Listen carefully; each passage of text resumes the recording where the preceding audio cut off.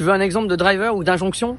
En analyse transactionnelle, les drivers, les injonctions sont des messages inconscients reçus dans l'enfance, mais ils ont des fonctions, des tonalités différentes. Les injonctions, ce sont des messages négatifs. L'enfant les reçoit, mais elles sont pas forcément verbalisées. D'ailleurs, la plupart du temps, elles le sont pas. Ce que nous entendons, ce que nous percevons n'est pas formulé. Ce sont des messages implicites que l'enfant reçoit par des comportements, des attitudes, des répétitions. L'enfant, pour survivre, fait plus attention à comment tu te comportes qu'à ce que tu lui dis. Et les injonctions, elles créent une sorte de refus intérieur d'être soi. Une espèce d'empêchement d'exister, de vivre.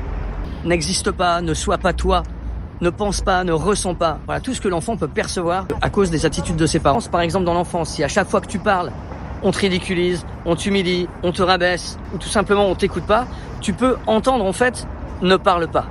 Ça, c'est une injonction. Elle provoque donc beaucoup de souffrance et c'est un frein puissant à ton épanouissement. Les drivers, au contraire, ce sont des messages positifs en apparence. Mais en réalité, ils sont tellement exigeants qu'ils en deviennent tyranniques. Les drivers, ils te disent comment tu dois te comporter pour être aimé, accepté par l'autorité parentale en général. Pour être aimé, reconnu, tu as peut-être entendu « sois parfait, sois fort, dépêche-toi, fais plaisir ».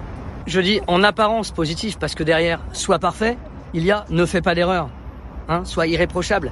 Derrière, fais des efforts, il y a ne choisis pas la facilité. Derrière, fais plaisir, il y a pense aux autres d'abord avant de penser à toi. Et c'est normal de la part des parents de valoriser certains types de comportements en fonction de leur nature, de leurs valeurs.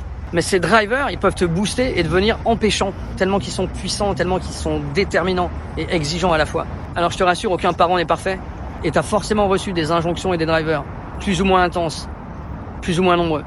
Et c'est ok. L'homme est polytraumatique de toute façon, c'est pas là-dessus que tu vas perdre pied. Tu n'es pas en sucre. Rappelle-toi, tu es constitué d'épreuves, de problèmes, et l'idée, c'est pas de te victimiser et de te dire « ouais, il s'est passé ça avec telle personne, et alors depuis, je suis comme si… » Non.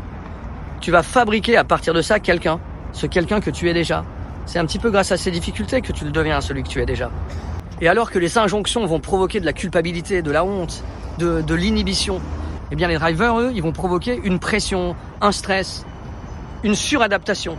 Vous pouvez très bien avoir vécu, à cause d'une injonction, je n'ai pas le droit d'être heureux. Ou à cause d'un driver, je dois faire plaisir à tout prix. Et ça s'apprivoise.